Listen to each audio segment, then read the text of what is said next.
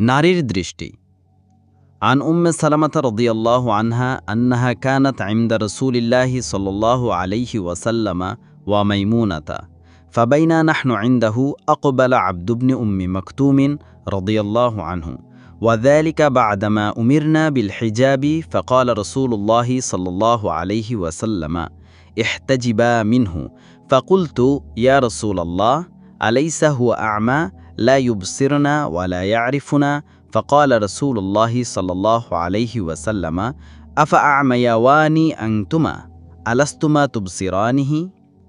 হযরত উম্মে সালামা থেকে বর্ণিত, তিনি এবং হযরত মাইমুনা রাসূলের দরবারে উপস্থিত ছিলেন। এমন সময় তাদের মাঝে অন্ধ সাহাবী আব্দুল্লাহ ইবনে উম্মে মাকতুমের আগমন ঘটে। তখন রাসূল আমাদেরকে সম্বোধন করে বললেন, তোমরা আড়াল হয়ে যাও। তখন আমি বললাম, তিনি কি অন্ধ নয়? তিনি আমাদেরকে দেখতেও পারছেন না, চিনতেও পারছেন না। প্রত্যুত্তরে রাসূল বললেন, তোমরাও কি অন্ধ? তোমরাও কি তাকে দেখছ না? আন উম্মে সালামাতা রাদিয়াল্লাহু আনহা আন্নাহু ইকরাহু লিন-নিসাই আন ইয়ানজুরনা ইলার রিজালি কামা ইউকরাহু লির-রিজালি আন ইয়ানজুরু ইলান-নিসাই। অর্থ, উম্মে সালামা থেকে বর্ণিত, রাসূল বলেন, পুরুষের জন্য যেমন নারীদের দিকে দৃষ্টিপাত করা অপছন্দনীয়, অনুরূপ নারীদের জন্য পুরুষের দিকে দৃষ্টিপাত করা অপছন্দনীয়।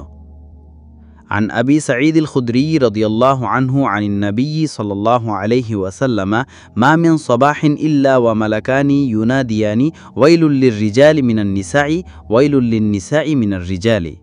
হযরত আবু সাঈদ খুদরি থেকে বর্ণিত, রাসূল বলেন, প্রতিদিন যখন ফজর সূচিত হয়, দুইজন ফেরেশতা চিৎকার দিয়ে বলে, নারীদের কারণে পুরুষদের ধ্বংস, পুরুষদের কারণে নারীদের ধ্বংস।